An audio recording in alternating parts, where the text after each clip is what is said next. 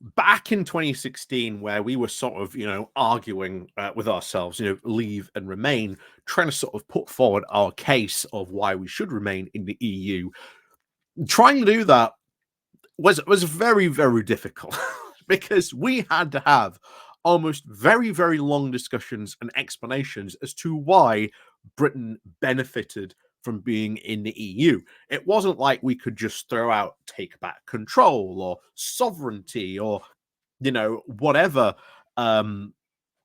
amorphous blob that the Brexiteers were putting forward that day. It was not very soundbiteable. And unfortunately, when, others and other people have looked back at the referendum campaign, that is something that a lot of people always point out. The fact that you had these very easy and cheap slogans you could just throw out and just mean whatever you want. Brexit was just an amorphous blob of, well, it could be about trade, but oh no, it's suddenly about immigration. Oh, now suddenly it's about sovereignty. It could be about anything you sort of really wanted it to be at the time. Hence, even why we got the, well, we're not talking about leaving the single market and customs union. Only a fool would leave the single market and customs union, said, of course, infamously by Daniel Hannan, aka the brain of Brexit. And of course, infamously, Patrick Minford, who was wheeled out, realized what he was saying about how, Brexit would destroy the UK manufacturing industry. And that would be a good thing somehow for the UK of, hundreds of thousands of people losing their jobs. He was very quickly wheeled back into his cupboard. And of course, that was the great Brexit economist that was, being touted by the Leave campaign. But one thing we always said was that in Brexit, the devil was always going to be in the detail. And in this case, it was always going to be in the data and the trade data more specifically, because I want to go over a piece that came up in The Guardian recently by an economist who was talking about Kemi Badenoch's recent proclamation of how amazing Brexit is going. But as he says, the reality here is, and I very much agree with him, if you want to have a proper conversation about the UK economy, you got to look at the trade data, and then that gives you an idea of how well the UK is doing in some areas and where it is not. And then at that point, if you were, an actual responsible, competent government, you would go, oh, wow, that's doing really well in that sector. Why is it doing so well? You would look into it. What policies are driving that growth? What's going on there? And then you would go, oh, well, can we do this to help that sector grow even more? And then you would look at the other data and go, well, these sectors aren't doing well either. What's going on here? Maybe we can do something from the successful side to give to the non-successful sort of industries to help them boost growth as well. What policy can we put forward in those areas? That's what a competent government would be doing. But of course, unfortunately, we've got Kemi Badenoch currently at the moment for, I don't know how long it might be for, for her in office. But ultimately, she's not going to be doing anything for the next couple of months except, plan her own potential leadership bid, which is also not going to take place in the not too distant future as well. But before we get more into this data, please do remember to click on the like, share, and subscribe button. And of course, down below, there are links to my Patreon page, the One Foundation link called Buy Me Coffee, where you can buy me coffee, the YouTube thank you button. And of course, as always, there is the Patreon page, all this good stuff, the Pony Club as well, down below. Go check those out. Thank you very much to everyone who does help support the channel. Even if you do just click the like and share button, it all helps. So let's crack on into this, because I really just want to cover this part in particular. So, the House of Commons recently debated the UK's trade performance, and the Trade Secretary, Kemi Badenoch, painted it in big picture terms, saying that the latest trade data should give everyone in the House cause for celebration and renewed pride in our country, making the case that Brexit had delivered the real benefits, with both goods and service trades now booming. So that was, quote, the big picture. However, the problem, and he gets into this, is the UK's trade in goods. cars, chemicals, and booze has been terrible. So it is not uniform across the entire industries and sectors. Chemicals, we've always known, were always going to be a problem because of the European sort of chemical regulations, and we've seen that. Cars, obvious, uh, not all cars are made here with the different just-in-time delivery systems that cars sort of come into. That has caused a big reduction in the UK car manufacturing industry, and of course, booze as well. Again, that is sort of UK EU sort of trade friction, be it tariff reductions, or even the fact having to fill out incredibly onerous mountains of paperwork. But there you go. So goods export, he continues, far from being booming, are down 17% since 2019. And you can make those numbers look less awful if you include trading in precious metals like gold, but you shouldn't, because it does not create economic value for the UK.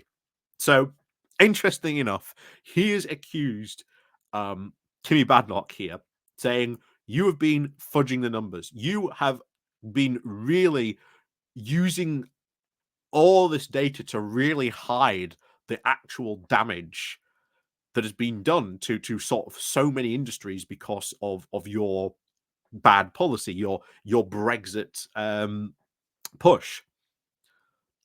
And to do that, they've put gold. they've included the gold in this to make the numbers look good. So he continues.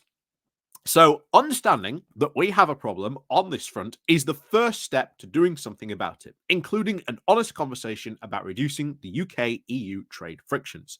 I've said this since day one. You cannot have an honest conversation about the UK's economy unless you talk about the damage that Brexit has done to the UK economy. We can't have that at the moment because, again, remember, the current government vastly obsessed with Brexit.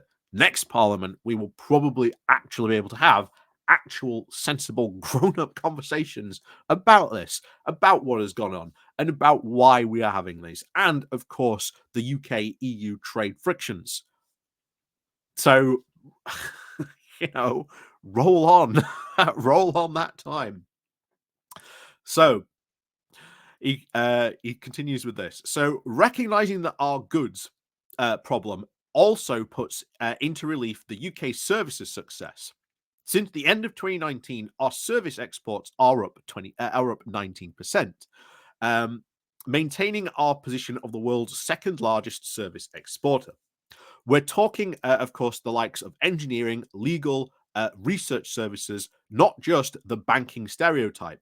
Globally, services trade has been growing that of goods, showing where the UK's future prosperity is likely to be built.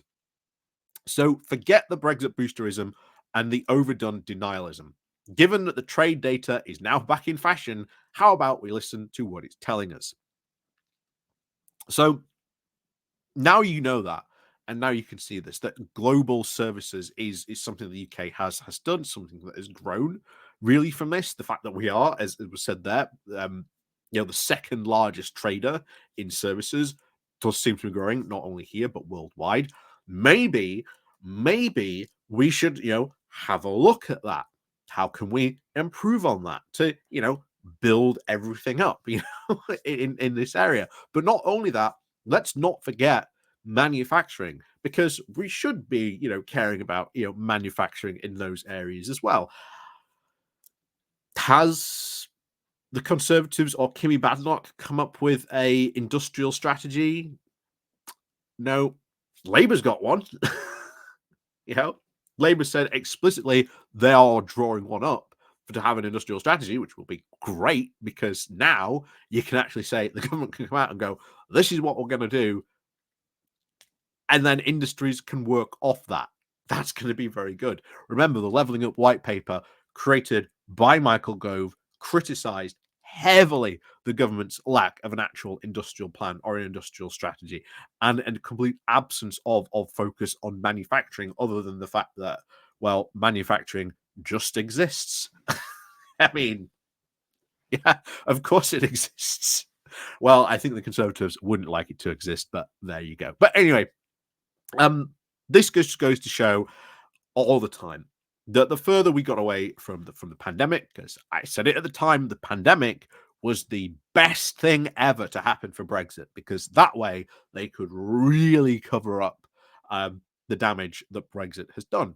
But we're now in 2024. The pandemic was in 2020, 2021 ish. We're now over 4 to 3 years away from that. Next year, we're going to be 5 years away from that. You cannot forever keep on blaming the pandemic for Britain's poor economic performance. But that's exactly what the Brexiteers did. They hid it, and now we're moving away. And guess what? The data is being very, very clear about the damage that Brexit has done. And if you want to have and you want to grow the UK economy, you want to improve the UK economy, you want to sort of build on the areas that we do good, sort of, help the areas that aren't so good. Well, got to have an honest conversation about Brexit. And unfortunately, that ain't happening, especially at this current government. It ain't happening. Next one, it's far more likely. But hey, we've got to, I don't know how long we've got to wait, honestly, for that at the moment.